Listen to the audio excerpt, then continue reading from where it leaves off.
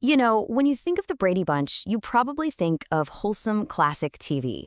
But what if I told you its journey after the show ended was, well, one of the weirdest in TV history? We're going to dig into how this super sincere family sitcom turned into something else, something much weirder.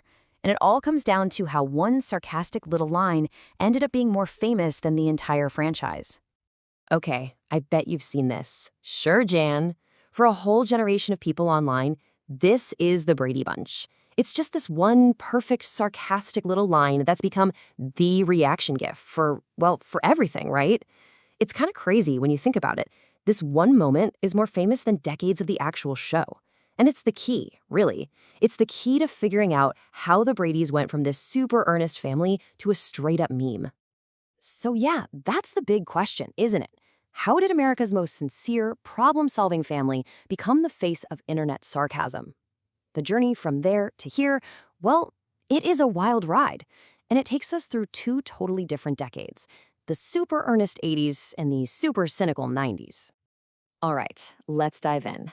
Our story really kicks off in the late 1980s. See, the original Brady kids were all grown up by then, and so were the people who watched them.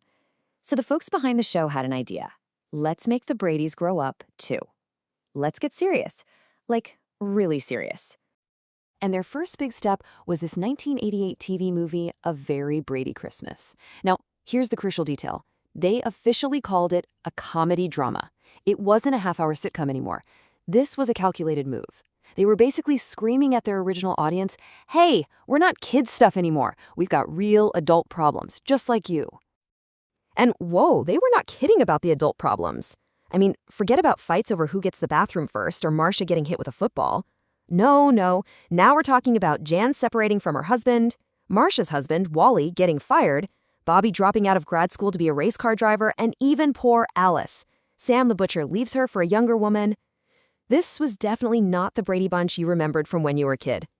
So the movie takes this new dramatic vibe and just pushes it off a cliff. The big dramatic climax, it's not some misunderstanding about a groovy party date. It's Mike Brady, dad, the architect, the patriarch, getting trapped in the rubble of a collapsed building, a building he designed. I mean, he could actually die. The stakes could not possibly be higher. So you're thinking, okay, how does he get out? A dramatic rescue? The fire department? Nope. The entire family gathers around the rubble and they start singing, "Oh, Come All Ye Faithful." And somehow the sheer power of their Christmas carol gives Mike the strength to free himself. You can't make this stuff up. One review at the time called it hilariously and obviously manipulative. And yeah, that about nails it. This was the moment where pure earnestness just completely tipped over into the absurd. But get this, that Christmas movie was a massive hit. The ratings were huge. So naturally, they thought, let's do a whole series like this. And, well, this is where things get maybe a little too real. So in 1990, the new show The Brady's premiered. And almost immediately, critics started calling it Brady something. They were comparing it to this really popular, really serious adult drama at the time called 30-something.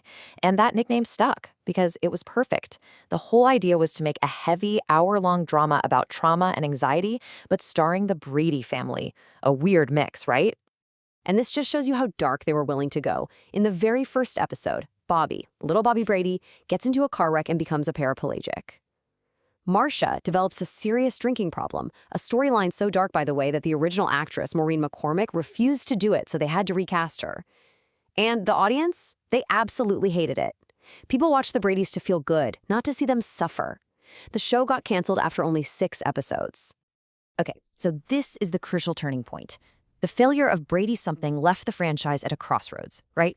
They couldn't go back to the old sitcom, but the whole serious drama thing was a total disaster. So they did the only thing left to do. They pivoted. Hard. They decided, you know what? Let's just make fun of ourselves. And you can see the complete 180 in their strategy right here.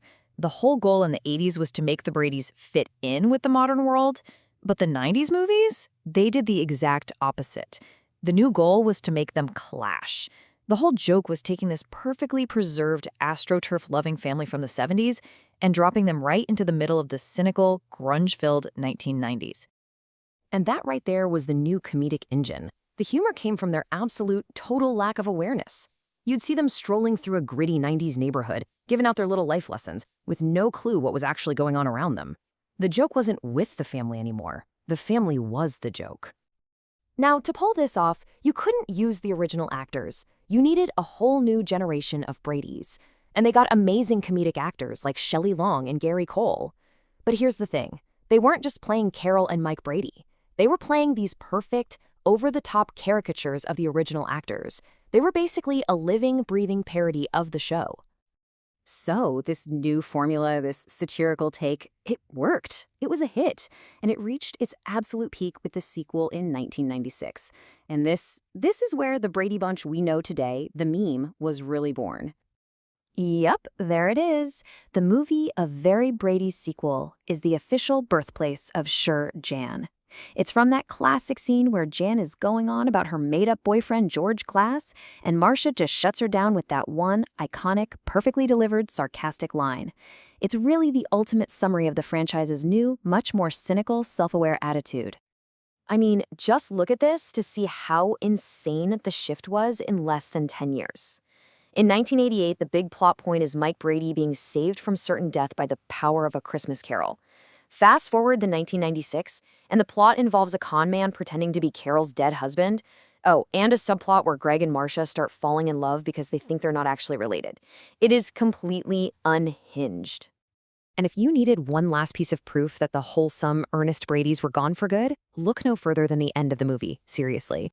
Barbara Eden shows up as Jeannie from I Dream of Jeannie, catches Carol's bouquet at a wedding, and then announces she's Mike Brady's actual first wife.